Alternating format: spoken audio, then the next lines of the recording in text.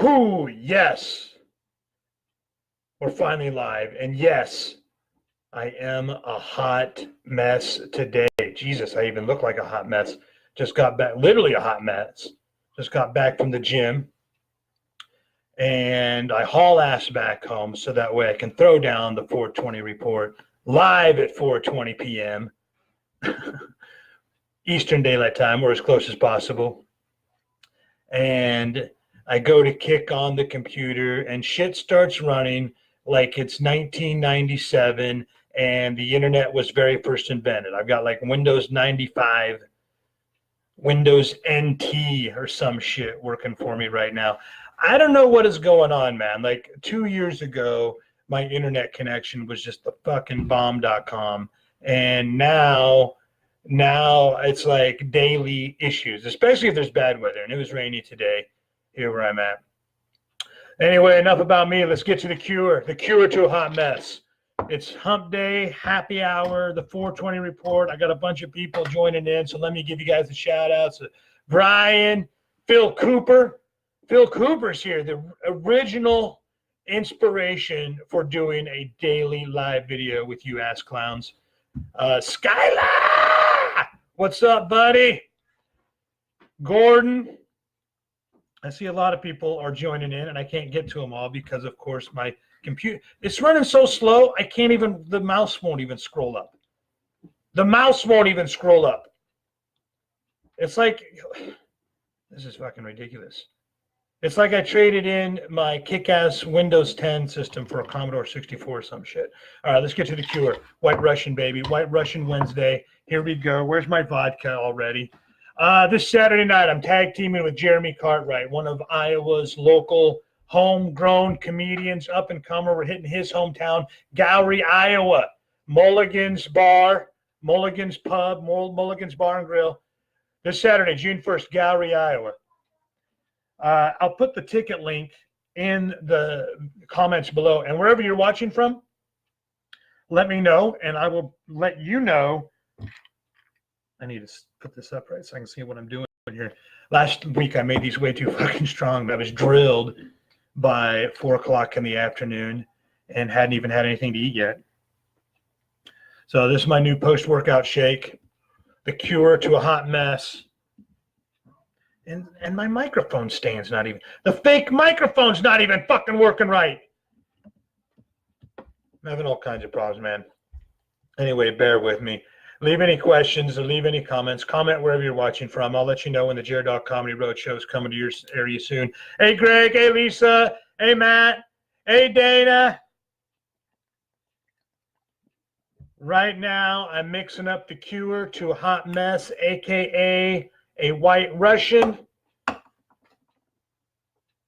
this kind of vodka, and I found a little teeny bottle of Kahlua in the refrigerator over here, and so I stopped on down at the Co-op, Wheatsfield convenience store, grocery store type place on the way back from the gym, grabbed myself a little carton of half and half, and here we go. Now, last week, it was full on dive bar style with the White Russian because I stopped in. I didn't have much time, so I stopped in at the grocery store to pick up the Kahlua, and I knew I wanted to get back here to make my live video and have a drink with you. And they didn't have any half and half. They didn't have any 2%. Well, they did. They had 2% milk in like a giant gallon. Like, that's what I'm going to fucking buy just to make a batch of White Russians. They didn't have no cartons of it. They didn't know no half and half, no cream, no nothing. So I had to raid the little coffee stand and grab a bunch of those little packets of coffee creamers and then make up a White Russian with that, full on dive bar style. You would be amazed how many places I go to where they don't necessarily have the beers that I like to drink, because I'm not a big Bud Light, Miller Lite, Budweiser, Coors Light kind of guy. I know those are real popular. Obviously, a lot of people like those beers. Whatever. I'm not here to drink shame you. I'm not here to judge. I'm just saying that, you know, in my college years and a little bit after, I definitely got my fill of the cheap beer, the Budweisers and the Bud Lights and the Coors Lights. and whatnot. And so now I just like to have something a little bit different, something a little bit heavier, something a little bit stronger, something a little bit tastier, especially when I'm doing my shows. You know, I don't want to just get up there and drink Budweiser because it fills me up faster than it gets me drunk.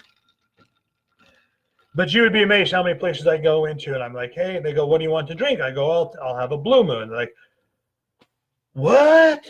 We don't have that. What are you talking about? This is just some small town bar. Where do you think you are? Chicago, Illinois? And I'm like, dude, you got it. Fucking Casey's. I just stopped in to get a slice of pizza on my way here. I noticed they had a fucking 6-pack of Blue Moon in the beer cooler. What are you talking about? This is a small town, and that's why you don't have the fucking Blue Moon. Are you kidding me? And then it's always the suggestion of an alternate beer. It's always like, oh, we don't have Blue Moon, but we got Pabst Blue Ribbon. I'm like, yeah, that's because it has fucking blue in the title. That's what makes you think that those two drinks are alike.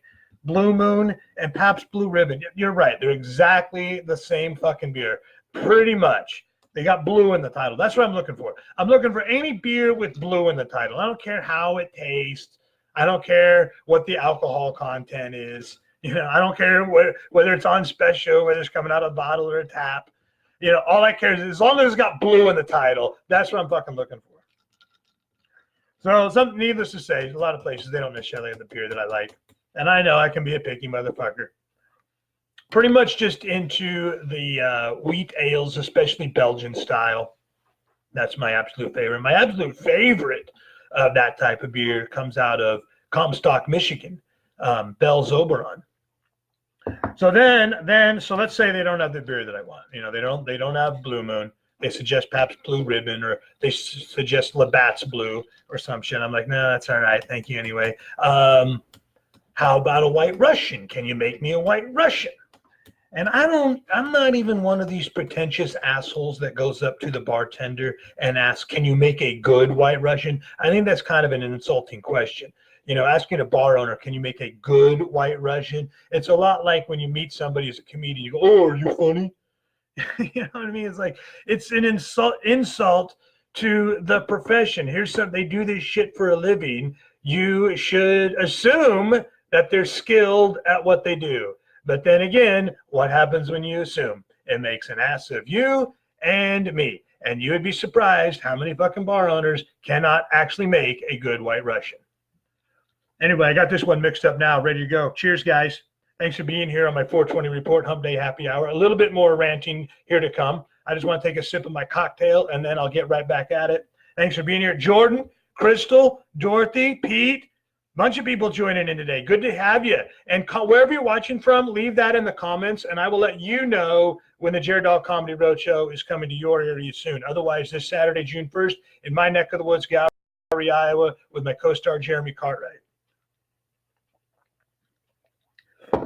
I got to mix that up just a little more. I can see the Kahlua floated to the bottom, and that's my favorite part. So if you're here last week, you saw me mixing up a White Russian with those little coffee creamer packets. And to finish the story, one thing I never do is I never ask which I probably need to start, I never ask the bartender, can you make a good White Russian? I just assume that they fucking can. I assume that they know how to make the basics. White Russian, you know, Long Island iced tea, Texas teas. Do you make a good whiskey and water? Do you make a good Captain and Coke? You know what I'm saying? But you would be fucking amazed how many of these bartenders at some of these places I go to, whether I'm doing a show there or not, like maybe I'm just going to the bar to hang out. Maybe I'm taking Mr. JerDog out on a hot date in the middle of the week, you know, and I'll go in. Can you make a White Russian? And they got to look that shit up. And then most of the time they don't even have decent creamer on hand. Like, you're lucky if they even have Kahlua in stock. And then they show up and they're like, you know, they don't have half and half. They don't have creamer. They don't have 2% milk. They don't have any kind of milk. So they wind up using the little coffee creamer packets. So full-on dive bar style last week with a White Russian. This week I was smart enough to stop by, went to a different place, and got myself some decent organic half and half. Normally not a big dairy guy, but what the hell, man. I'm a hot mess. It's Wednesday. It's Hump Day Happy Hour. I'm here on the 420 Report with my good friends. So cheers. Thanks for being here, guys. Hey, Donovan, what's up? The dog abides. The dog abides. Donovan checking in. Good to see you, dude. Where are you watching from? Wherever you're watching from, let me know, and I'll let you know when the JerDog Comedy Roadshow is coming to town.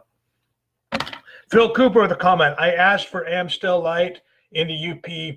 She gave me a dirty look and said, all they have is regular beer. Regular beer. Yeah, that's like when the Blues Brothers roll into Bob's Country Bunker in Kokomo, Indiana, and they got to do, there's fucking chicken wire up. And they go, what kind of music do you normally have here, ma'am? She's like, oh, we got all kinds, country and Western.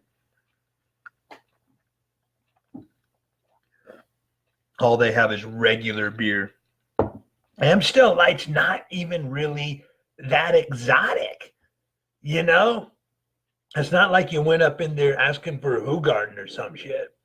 The UP is kind of weird, though. The UP is very weird. I played a lot of the Upper Peninsula of Michigan, a lot, from the Wisconsin side, like Iron Mountain, Ironwood, or I think that Ironwood actually is in Wisconsin. Iron Mountain's in Michigan. Then you got Escanaba, you got Marquette. You go across, you got Manistee, Newberry, Sault Ste. Marie, St. Ignace. I played a bunch of the casinos up in that area in my time. And I will say this, when you drew the Upper Peninsula of Michigan, you will ask yourself, is it possible to drive so far north we actually wound up in the south? You'll go past log cabins. You'll go past taxidermy outlet where there's no other business in town. It's just the taxidermy. It's like the gas station, the church, the bar, and the taxidermist. And that's like the only businesses in the towns in the Upper Peninsula of Michigan. They got all kinds of weird phrases up there too. I used to do a radio show in Newberry. I would call in once a week or once every 2 weeks, especially when I had a show to promote. I used to play a place called Timber Charlie's. Shout out to Ray Mahaffey and all the good folks up there at Timber Charlie's in Newberry. And they had this thing on the radio. It was like the classifieds on the radio where you could call in if you had something to sell, like some old piece of shit lawnmower or something. And you could call into the radio station. And that's the whole show. It was just 2 hours of people calling into the station, the DJ, the radio host taking the call, writing down the information about whatever it is they were selling. And that was the entire fucking show. It was called Tradio. And that's all they did. It was like classifieds on the air. And that's the radio show they would have me go on to promote the